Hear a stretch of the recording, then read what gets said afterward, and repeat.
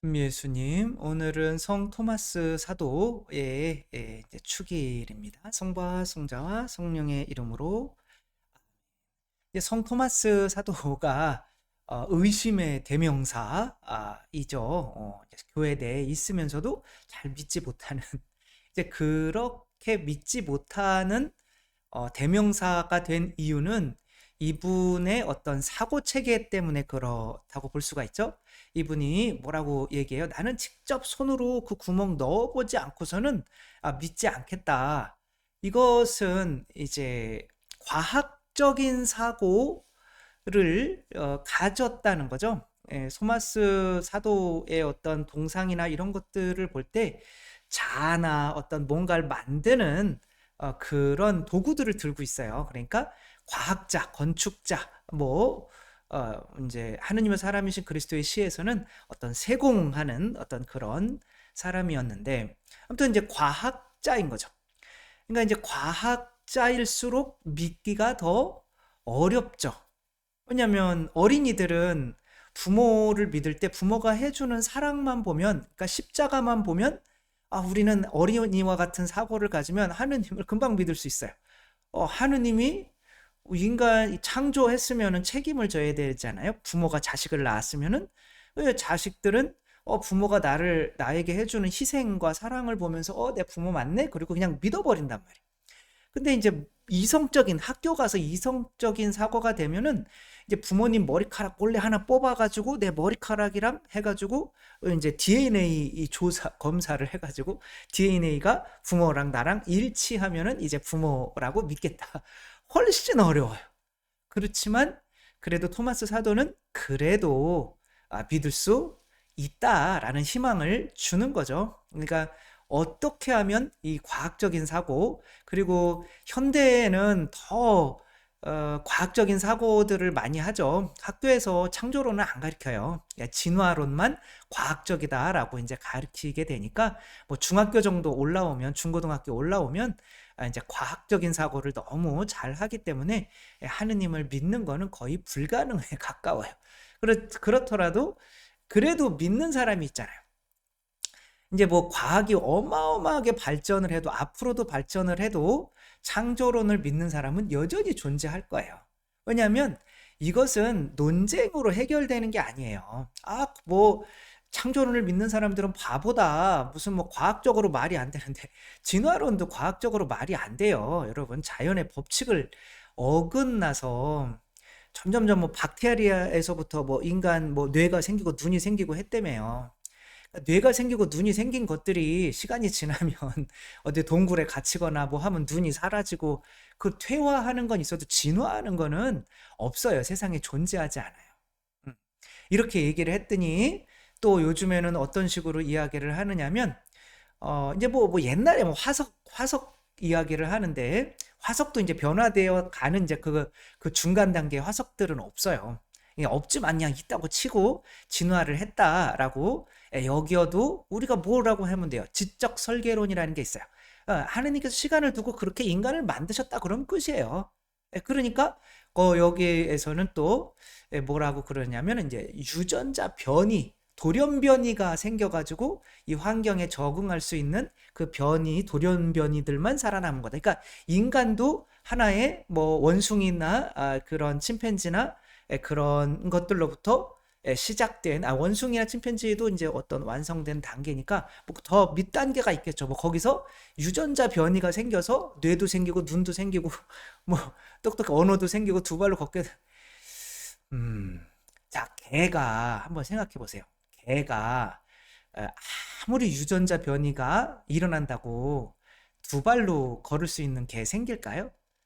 원숭이가 아무리 유전자, 원숭이는 거의 두 발로 걷잖아요.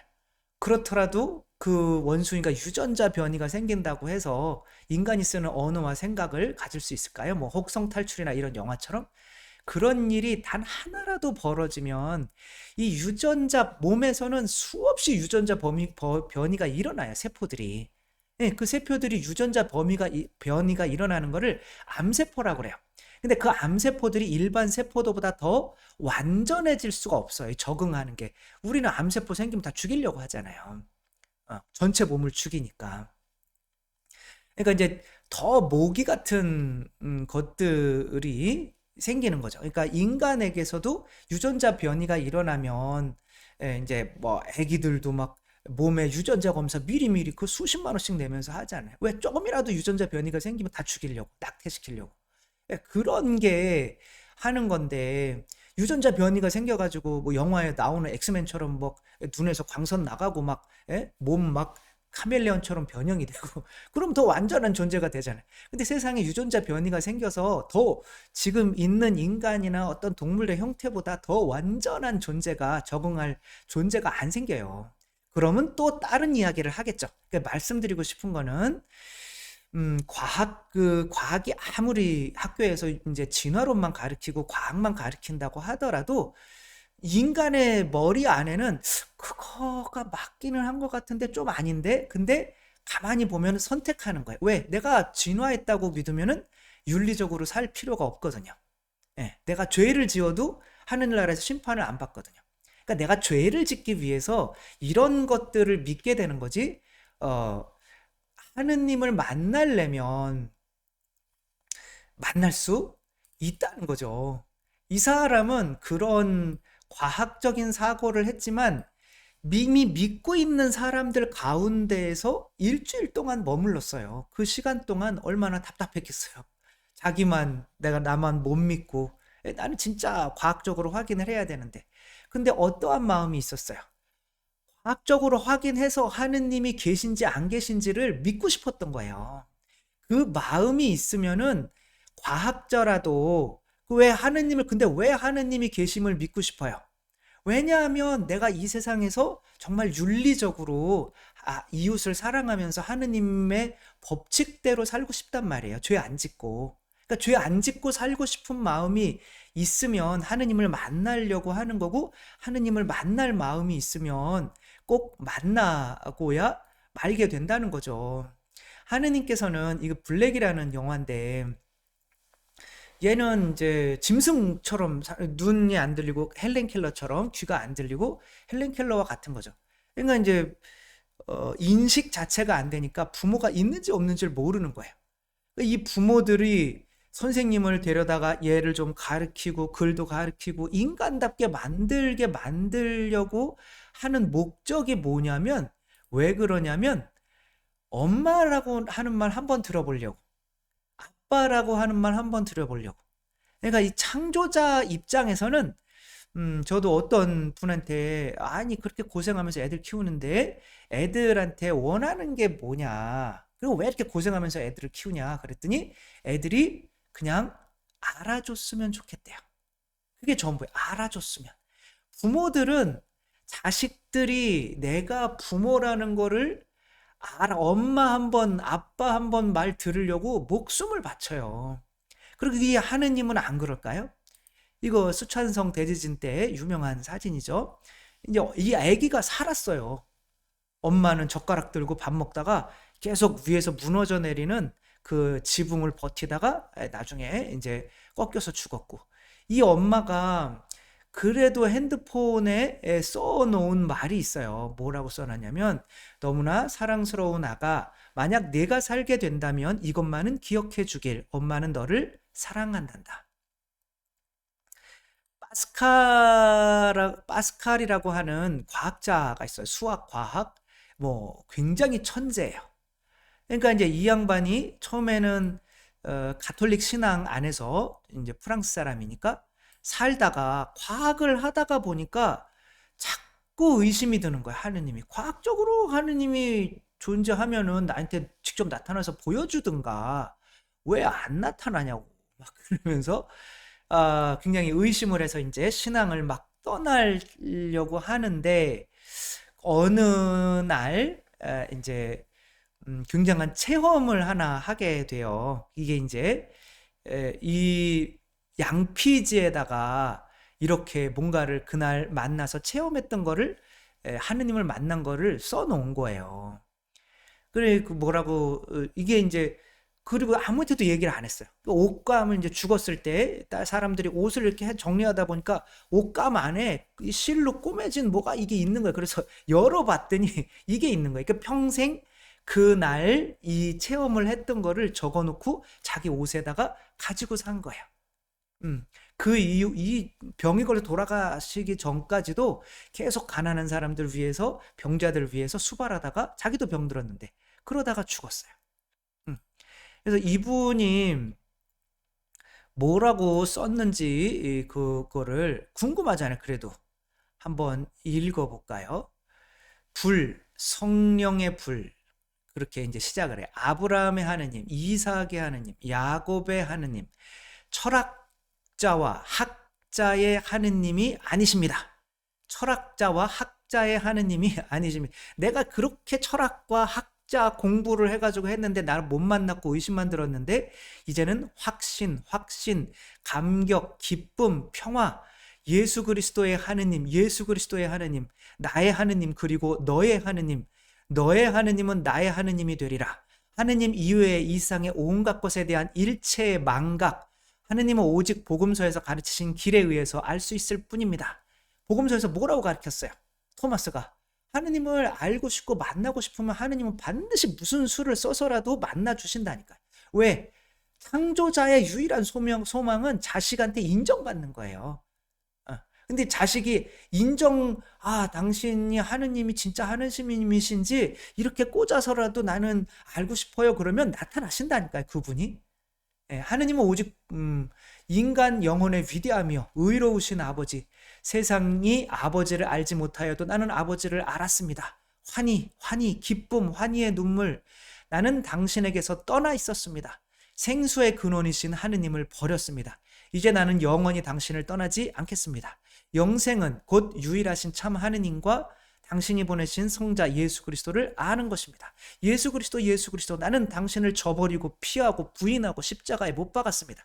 이제 나는 절대로 당신에게서 떠나지 않겠습니다. 당신은 오직 복음서를 통해서만 알 수 있습니다. 일체의 모든 것을 기쁘게 포기합니다. 예수 그리스도와 나의 지도자이신 지도자에게 전적인 순종, 이 땅에서의 잠깐의 노력을 통해 얻는 영원한 기쁨, 나는 당신의 말씀을 절대 잊지 않겠습니다. 아멘.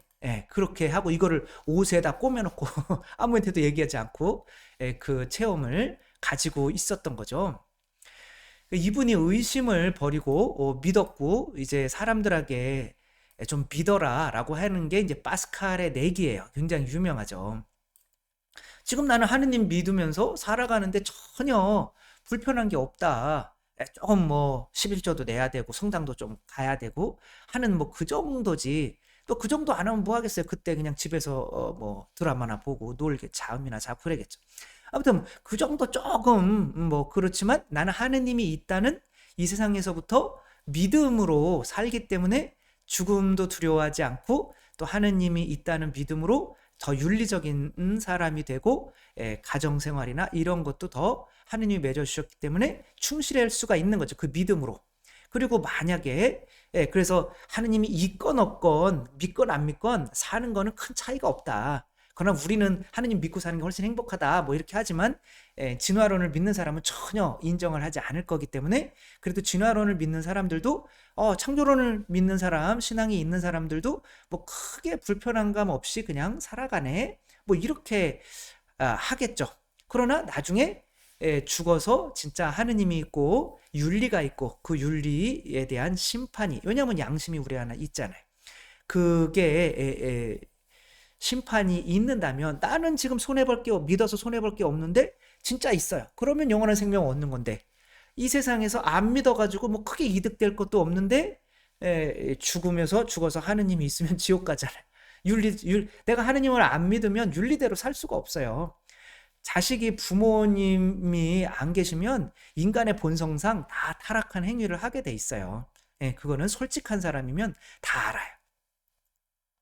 오늘 파스칼은 어쩌면 정말 토마스 사도와 같은 분인 거죠. 그리고 우리 현 시대의 아이들 학교에서 진화론이 과학적인 거고 창조론은 아예 무시해버리는 이런 상황에 있는 그래서 초등학교 때 제가 옛날에 수지 성당에 있을 때는 초등학교 그 인원이 850명이었어요. 미사 나오는 인원이.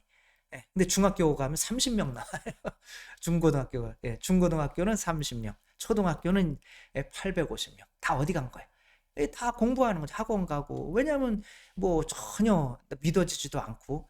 그 사실 엄마가 학원 보낸다고 하더라도 애가 내가 나는 하느님을 있는지 없는지 진짜 한번 어떻게 해서라도 알아볼래 라고 하면 하나님이 반드시 만나주시는데 그거조차 하지 않는 거예요. 왜 또 사춘기에 또 어떤 일들이 일어나느냐면 세속 욕심, 마귀, 돈에 대한 욕심, 그 다음에 성욕, 그 다음에 교만이 극에 달하기 때문에 그게 죄인 거를 알기 때문에 하느님이 괜히 있어가지고 불편하고 싶지 않거든요. 그게 결합되기 때문에 이제 중고등학교 때 다 냉담을 하게 되는 건데 뭐 어떻게 하겠어요. 그러나 그런 사람들조차도 하느님을 만날 수 있는데 그 방법이라고 하는 것은 저 사람들은 왜 믿을까? 믿는 게 어떤 마음일까? 하느님이 있는지 없는지 제발 좀 내가 어떻게 해서라도 좀 과학적으로 확인을 내가 마음에 확신이 들 때까지 확인을 좀 해보고 싶다. 카톨릭에 왜 저 사람들은 저렇게 결혼도 안 하고 신부가 돼서 저러고 있을까라고 하는 것을 좀 생각하고 조금이라도 노력하면은 하느님께서 무슨 방법을 쓰더라도 이렇게 만나 주신다는 거. 왜 하느님이 제일 기뻐하는 일은 당신이 우리가 당신한테 아버지 이렇게 창조자이심을 고백하는 걸 제일 좋아하시기 때문에 그러나 원하지 않고 눈을 감은 사람에게는 억지로 당신을 보여줄 수 없다는 거.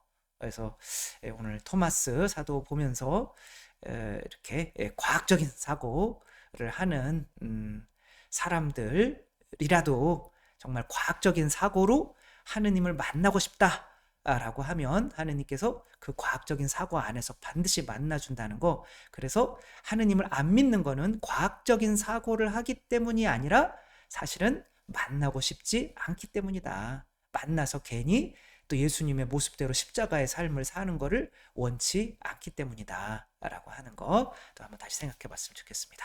성부와 성자와 성령의 이름으로 아멘. 감사합니다. 사랑합니다.